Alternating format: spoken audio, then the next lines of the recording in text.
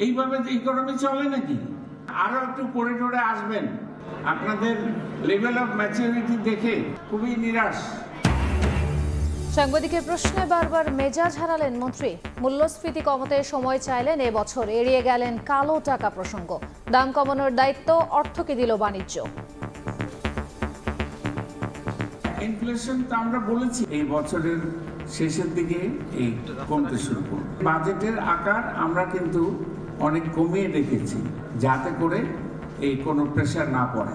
Black ইকোনমির size calculate করতে হলে অন্য কোনো প্রতিষ্ঠান করতে পারে। এনবিআর এর এই ব্ল্যাক ইকোনমির সাইজ ক্যালকুলেট করার এখতিয়ার নেই।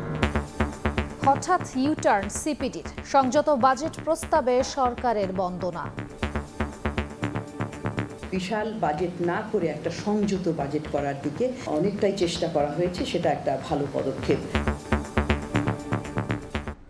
দেখছিলেন প্রধান শিরোনাম। রাত 11টার সময় সঙ্গে আছি আমি খান তাজদিন হাসান। এবার অন্যান্য শীর্ষ সংবাদ।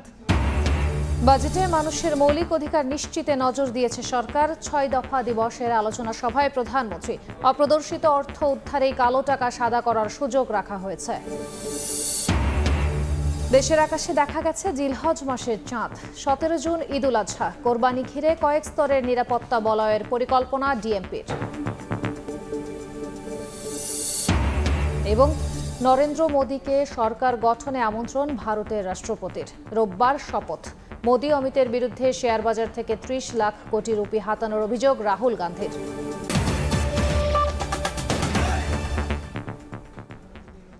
কালো টাকা সাদা করার সুযোগে সাবেক আইজিপি বেনজির আহমেদ তার অবৈধ সম্পদ বৈধ করার সুযোগ পাবেন কিনা বাজেটোত্তর সংবাদ সম্মেলনে এমন প্রশ্নের কোনো সদুত্তর না মিললেও এনবিআর চেয়ারম্যান নিশ্চিত করলেন, কালো টাকা দেশেও থাকে না, বিনিয়োগও হয় না। অর্থমন্ত্রীর আশা, চলতি বছরের শেষ দিকে কমে আসবে মূল্যস্ফীতি। যদিও সাংবাদিকের প্রশ্নে বারবার মেজাজ হারান তিনি। এদিকে বাণিজ্য প্রতিমন্ত্রী জানালেন, নিত্যপণ্যের দাম কমানোর দায়িত্ব তার নয়, অর্থ মন্ত্রণালয়ের। এইভাবে ইকোনমি চলে নাকি? হ্যাঁ, আমরা সব ছোট হয়ে গেলাম, আমাদের সব শেষ। কোথায়? দেখেন, দেখে একটু শিখেন। এই প্রশ্নের উত্তর দেওয়ার যোগ্য নয়। আপনাদের লেভেল অফ ম্যাচুরিটি দেখে খুবই নিরাশ। 2024-25 অর্থ বছরের বাজেট পরবর্তী সংবাদ সম্মেলনে এভাবেই বারবার মেজাজ হারান প্রথমবার অর্থমন্ত্রীর দায়িত্ব পাওয়া আবুল হাসান মাহমুদ আলী। আপনারা অনেক ইন্টারেস্ট শো করেছেন, কিন্তু ইন্টারেস্টটা ম্যাচিওর হওয়া দরকার। শুক্রবার বিকেলে রাজধানীর ওসমানী স্মৃতি মিলনায়তনে সাংবাদিকদের প্রশ্নের মুখোমুখি হন অর্থমন্ত্রী। তিনি আশ্বস্ত করেন, চলতি বছরের শেষেই মূল্যস্ফীতি কমে স্বস্তি ফিরবে সাধারণ মানুষের জীবনে। ইনফ্লেশন তো আমরা বলেছি এই বছরের শেষের দিকে এই কমতে শুরু করবে। সংবাদ সম্মেলন জুড়ে ঘুরে ফিরেই সামনে আসে অবৈধ সম্পদের মালিকদের বাড়তি কর সুবিধা দিয়ে কালো টাকা সাদা করার সুযোগ দেওয়ার বিষয়। এমন সিদ্ধান্তের ব্যাখ্যা দিলেও এনবিআর চেয়ারম্যান জানালেন, দেশে থাকে না কোনো কালো টাকা। বিভিন্ন কারণে অপ্রদর্শিত কিছু সম্পদ থাকতে পারে। কালো টাকা কিন্তু যারা তৈরি করেন তারা ইকোনমিতে ব্যবহার করার জন্য করেন না। কালো টাকা মূলত দেশের বাইরেই বেশি চলে যায় এবং বিভিন্ন ভোগবিলাসের কাজে ব্যয় করে ফেলেন। প্রশ্ন উঠে, সাবেক আইজিপি বেনজির আহমেদ তার অবৈধ সম্পদ বৈধ করার এই সহজ সুযোগ পাবেন কিনা। জবাবে অপেক্ষা করতে বললেন সরকারের অর্থ উপদেষ্টা। দুর্নীতি দমন কমিশন এটাকে তথ্য অনুসন্ধান করছে। তথ্য অনুসন্ধান করার পরে তার বিরুদ্ধে নিশ্চয়ই কোনো আইনগত ব্যবস্থা নেওয়া হবে।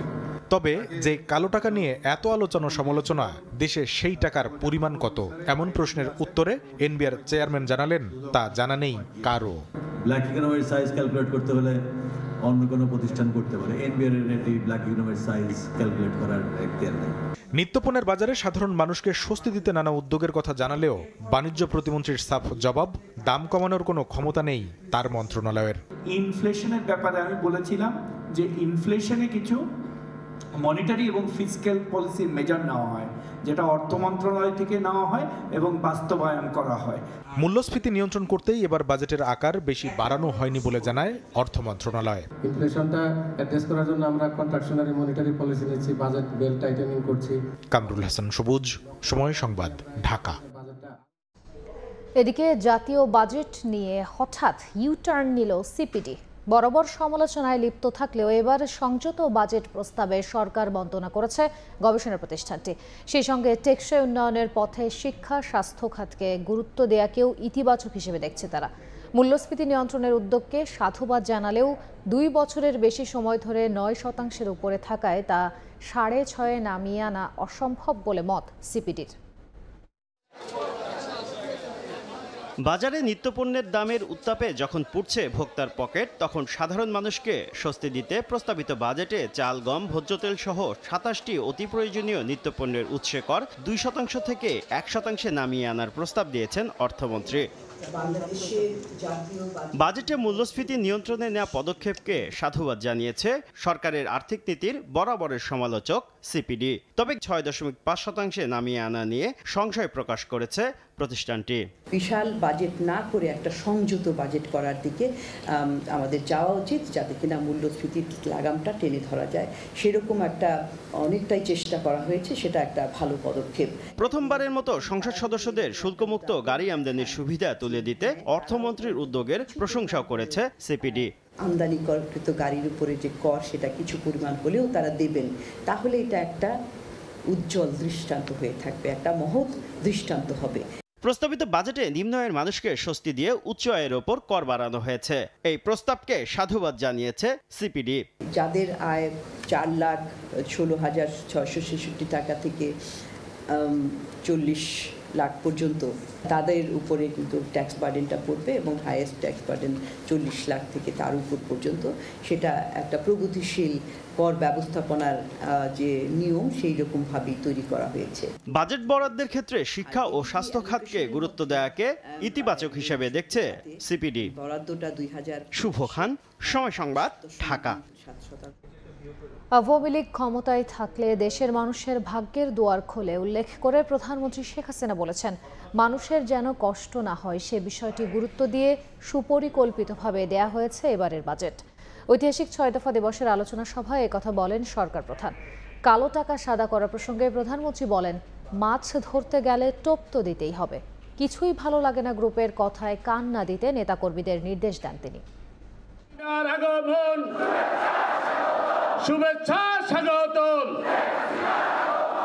স্বাধিকারের পথ ধরে স্বাধীনতার স্বপ্ন দেখানো, বাঙালির মুক্তির সনদ ম্যাগনা কার্টা খ্যাত ঐতিহাসিক 6 দফা দিবসে আলোচনা সভার আয়োজন করে বাংলাদেশ আওয়ামী লীগ।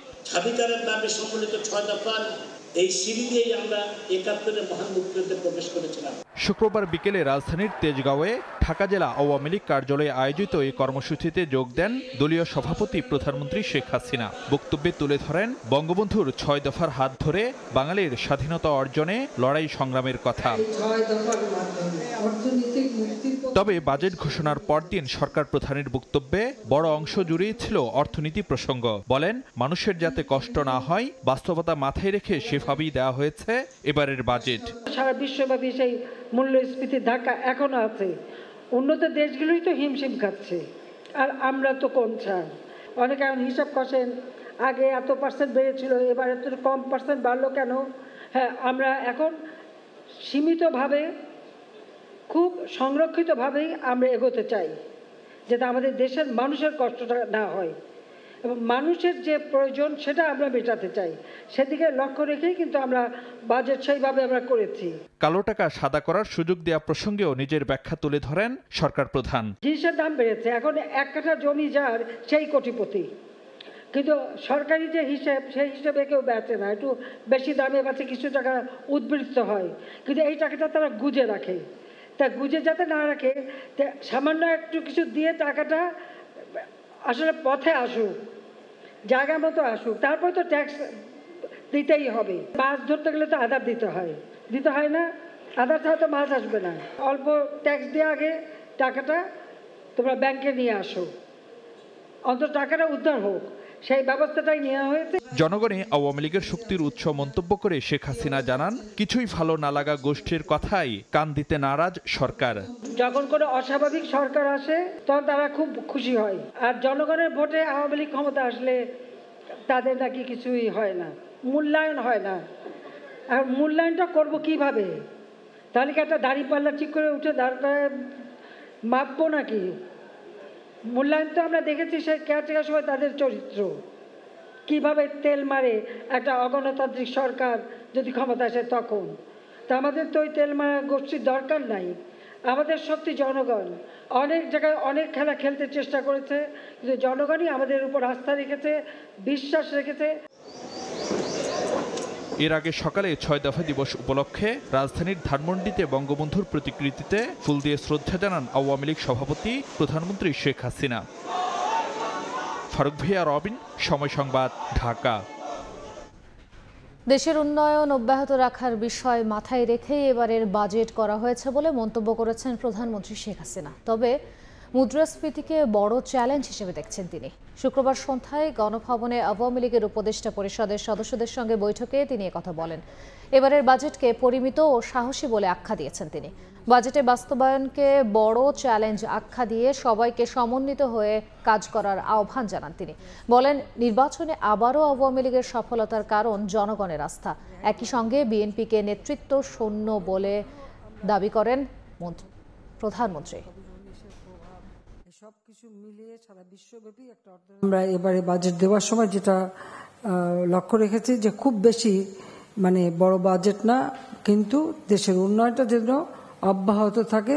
মানুষের যেটা নিত্য প্রয়োজনীয় পণ্য এবং চিকিৎসা ক্ষেত্রে, শিক্ষা ক্ষেত্রে, এসব দিকটা আমরা বিশেষভাবে নজর রেখেছি, যাতে সেখানে যেন কোনো এই ইনফ্লেশনের চাপটা না আসে। বিএনপির তো সমস্যা হচ্ছে যে তাদের নেতৃত্বের অভাব, কারণ সাজাপ্রাপ্ত আসামি পলাতক, সে 21 আগস্ট গ্রেনেড হামলা, 10টা অস্ত্র মামলার আসামি তারেক, যে সে লন্ডনে বসে হুকুম দেয়, তারা এখানে। তো ইলেকশনে তাদের নমিনেশন একটা লন্ডন থেকে আসে, একটা পুরানা পল্টন থেকে আসে, একটা গুলশান থেকে আসে। দেখা গেছে এক সিটে 2জন 3জন তাদের ক্যান্ডিডেট। আমরা সেটা অর্জন করতে পেরেছি, সেটা হলো মানুষের আস্থা। এই আস্থাটার জায়গাটা আমাদের এখনো রয়ে গেছে, সেটাই আমাদের বড় শক্তি। 2024-25 অর্থ বছরের বাজেটকে বেনজির বলে মন্তব্য করেছেন বিএনপি মহাসচিব মির্জা ফখরুল ইসলাম আলমগীর। এই বাজেটকে শুধু কালো টাকারই নয়, লুটপাটের বাজেট বলে অভিযোগ করেন তিনি। বিকেলে ঢাকা রিপোর্টার্স ইউনিটি মিলনায়তনে এক আলোচনা সভায় একথা বলেন বিএনপি মহাসচিব। এই বাজেটটা হচ্ছে আপনার কালো টাকার বাজেট। কালো টাকা কি করে সাদা করা যাবে তার বাজেট, কি করে দুর্নীতি আরো বেশি করে করা যাবে তার বাজেট। বেনজির বাজেট। বেনজির তো সব দিক দিয়েই। এখন বেনজির আমাদের পুলিশ অধিকর্তা ছিলেন, তিনি আমাদের সাবেক পুলিশ কর্তা, র্যাবের ডিজি ছিলেন, তিনিও যা ঘটিয়েছেন তাও বেনজির। এখন বাজেট হচ্ছে তাও বেনজির। সাবেক আর্মি চিফ ছিলেন, তিনি যে ঘটিয়েছেন সেটাও বেনজির। আমাদের সব কিছুই বেনজির। এখন সবাইকে জেগে উঠতে হবে। এই ভয়াবহ যে দানব, একটা মনস্টার, একবারে পুরোপুরি মনস্টার একটা, সেই মনস্টারকে যতক্ষণ না আমার বুকের উপর থেকে সরাতে পারবো, ততক্ষণ পর্যন্ত আমার কোনো বিপ্লবের কাজ হবে না। দেশের আকাশে জিলহজ মাসের চাঁদ দেখা গেছে। 17 জুন পবিত্র ঈদুল আজহা উদযাপন করা হবে। জাতীয় মসজিদ বায়তুল মোকাররমে দীর্ঘ বৈঠক শেষে রাত 9:30টার দিকে চাঁদ দেখার বিষয়টি নিশ্চিত করেন ধর্মমন্ত্রী। শুক্রবার সন্ধ্যায় বাংলাদেশের আকাশে পবিত্র জিলহজ মাসের চাঁদ দেখা যাওয়ার সংবাদ পাওয়া গিয়েছে। আলহামদুলিল্লাহ। 8 জুন 2024 খ্রিস্টাব্দ শনিবার থেকে 1445 হিজরি সালের পবিত্র জিলহজ মাস ঘোষণা শুরু হবে। 1431 বঙ্গাব্দ 17 জুন 2024 খ্রিস্টাব্দ তারিখ সোমবার সারা দেশে পবিত্র ঈদুল আজহা উদযাপিত হবে ইনশাআল্লাহ। পবিত্র ঈদুল আজহা উপলক্ষে আমি দেশবাসীকে জানাই অগ্রিম ঈদ শুভেচ্ছা। এবার জানাবো বাণিজ্যের খবর।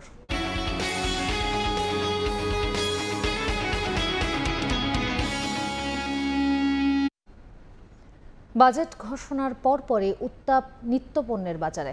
কেজিতে প্রায় 10 টাকা বেড়েছে পেঁয়াজ, আদা, রসুনের দাম। ক্রেতার নাগালে আসেনি ডিমের বাজারও। এদিকে এসি ফ্রিজের দাম বাড়ায় ক্ষোভ গরমে অতিষ্ঠ মানুষের। বেতন পাই মাত্র 18,000 টাকা, এই মার্কেটিং করে নাই তাকে না একটিও বাইরে থেকে 5,000 টাকা ইন করে আবার চলতেছি। নিজে কিবা করবো আল্লাহ করাইতে পারবে না। 2024-25 অর্থ বছরে 7,97,000 কোটি টাকার বাজেটে নিজের জন্য কিছু খুঁজে না পাওয়ার আক্ষেপ করছিলেন বাজার করতে আসা আলমগীর। তার মতো বেশিরভাগ মানুষেরই একই প্রশ্ন। আগে থেকেই চড়ে থাকা বাজার নতুন বাজেট পাশের পর আদৌ কি নিয়ন্ত্রণে আসবে?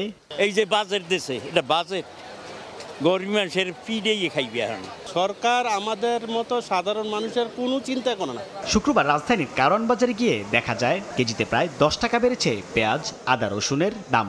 ডিমের বাজারেও কমেনি উত্তাপ। গত সপ্তাহে পেঁয়াজ কিনছে হলো আপনার 65 টাকা 60 টাকা, আজকে বাজারে চাইতেছে 90 টাকা। সীমিত বাজারের মধ্যে আর কি বাজেটটা খুবই বেশি হয়ে গেছে। কোরবানির সময় মুরগির চাহিদা কম থাকায় কেজিতে 20 টাকা পর্যন্ত কমেছে ব্রয়লার ও সোনালী মুরগির দাম।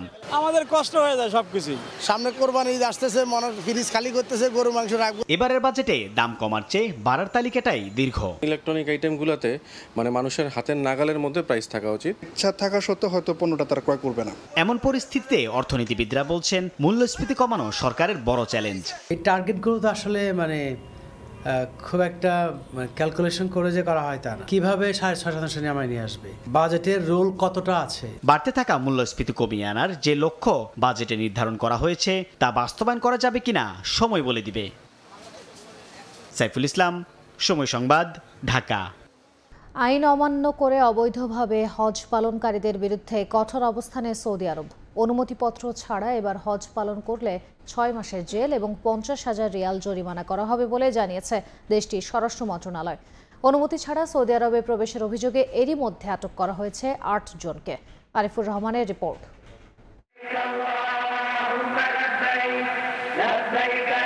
প্রতি বছরের মতো এবারও পবিত্র হজ পালন নিরাপদ ও নির্বিঘ্ন করতে নানা পদক্ষেপ নিয়েছে সৌদি সরকার। নিরাপত্তা ও সুশৃঙ্খল পরিবেশ বজায় রাখতে পবিত্র স্থানগুলোতে দায়িত্ব পালনকারীদের কঠোর নির্দেশনা দিয়েছে সৌদি হজ ও ওমরা মন্ত্রণালয়। গেল 2 জুন থেকে সৌদি আরবে কার্যকর হয় পবিত্র হজ বিষয়ক আইন, যা বহাল থাকবে 21 জুন পর্যন্ত। তাই অনুমতিপত্র ছাড়া পবিত্র নগরীতে কোনো মুসল্লিকে পাওয়া গেলে গুনতে হবে 10,000 রিয়াল জরিমানা। এছাড়া অনুমতি ছাড়া হজ যাত্রীদের পরিবহন করলে 6 মাস কারাদণ্ডের পাশাপাশি 50,000 সৌদি রিয়াল জরিমানা করা হতে পারে, যা বাংলাদেশি মুদ্রায় 15 লাখ টাকার বেশি। কেউ যেন অবৈধভাবে হজ করতে না যায়, এতে আমাদের বাংলাদেশের সুনাম নষ্ট হয়, আমাদেরও সমস্যা হয়। আইন লঙ্ঘন করে কেউ ধরা পড়লে নিজ দেশে ফেরত পাঠানোর পাশাপাশি নির্দিষ্ট সময়ের জন্য তাকে সৌদি প্রবেশে নিষিদ্ধ করা হবে। এরই মধ্যে ভিজিট ভিসায় সৌদি আরবে এসে হজ পালনের অনুমতি না নিয়ে পবিত্র নগরীতে প্রবেশের অভিযোগে অন্তত 20 জনকে জরিমানা করা হয়েছে। আটক করা হয়েছে বেশ কয়েকজনকে। এ অবস্থায় অনুমতি ছাড়া হজ পালন থেকে বাংলাদেশিদের বিরত থাকার আহ্বান জানিয়েছে বাংলাদেশ দূতাবাস। আরিফুর রহমান, সময় সংবাদ, সৌদি আরব। এনডিএ জোটের নেতা হিসেবে নরেন্দ্র মোদীকে সরকার গঠনে আনুষ্ঠানিক আমন্ত্রণ জানিয়েছেন ভারতের রাষ্ট্রপতি দ্রৌপদী মুর্মু। শুক্রবার দিল্লিতে রাষ্ট্রপতি ভবনে প্রেসিডেন্টের সঙ্গে দেখা করেন মোদী। রোববার শপথ নিয়ে টানা 3য়বারের মতো ভারতের প্রধানমন্ত্রী হবেন নরেন্দ্র মোদী। এদিকে মোদীর শপথ অনুষ্ঠানে যোগ দিতে কাল ভারত যাচ্ছেন প্রধানমন্ত্রী শেখ হাসিনা। এনডিএ জোটের প্রধান নির্বাচিত হওয়ার পর এ বিষয়ে অবহিত করতে শুক্রবার প্রেসিডেন্ট দ্রৌপদী মুর্মুর সঙ্গে দেখা করতে রাষ্ট্রপতি ভবনে যান বিজেপি নেতা নরেন্দ্র মোদী। নতুন সরকার গঠনের বিষয়ে করেন আলোচনা। এ সময় এনডিএ জোটের নেতা হিসেবে নরেন্দ্র মোদীকে সরকার গঠনের আনুষ্ঠানিক আমন্ত্রণ জানান রাষ্ট্রপতি। বৈঠক শেষে রাষ্ট্রপতি ভবনের বাইরে এ বিষয়ে সাংবাদিকদের সঙ্গে ব্রিফ করেন নরেন্দ্র মোদী। বলেন, নতুন সরকার গঠন ও শপথ গ্রহণের সময় নির্ধারণ সহ নানা বিষয়ে রাষ্ট্রপতির সঙ্গে আলাপ হয়েছে তার। আগামী 5 বছর দেশের উন্নয়ন ও শান্তি প্রতিষ্ঠায় কাজ করে যাবে তার দল। और मैं देशवासियों को विश्वास दिलाता हूं कि 18वीं लोकसभा में भी हमारे 5 साल के कार्यकाल में भी हम उसी गति के साथ उतने ही समर्पण भाव से देश की आशा आकांक्षाओं को पूर्ण करने में। এক দশকের মধ্যে এই প্রথম মোদীর ভারতীয় জনতা পার্টি বিজেপি সরকার গঠনের জন্য আঞ্চলিক দলগুলোর সমর্থনের প্রয়োজন পড়েছে। আগের 2 মেয়াদে সংখ্যাগরিষ্ঠতা পাওয়া দলটি লোকসভা নিম্নকক্ষে এবার আসন পেয়েছে 240টি, কিন্তু ভারতের প্রধানমন্ত্রী হওয়ার জন্য 272 আসনের প্রয়োজন। তাই মোদীকে এবার সরকার গঠনের জন্য জোটের উপর নির্ভর করতে হয়েছে। সব মিলিয়ে 543 আসনের মধ্যে লোকসভায় এনডিএ 293টি আসন জিতেছে, আর রাহুল গান্ধীর কংগ্রেস পার্টির নেতৃত্বাধীন ইন্ডিয়া জোট পেয়েছে 230টির বেশি আসন। এদিকে পার্লামেন্টে বিরোধী দল ইন্ডিয়া জোটের নেতা কে হবেন তা নিয়ে চলছে জোর আলোচনা। তবে জোটের নেতৃত্ব দেবে দেশটির সবচেয়ে পুরনো রাজনৈতিক দলটি। এবার পার্লামেন্টে রাহুল গান্ধী সামনে থেকে দলকে পরিচালনা করবেন এমনটি প্রত্যাশা কংগ্রেস শিবিরের, যদিও এখনও নিজের ইচ্ছার কথা জানাননি রাহুল। রবিউল ইসলাম আওলাদ, সময় সংবাদ। এতক্ষণ দেখছিলেন দেশ বিদেশের খবর।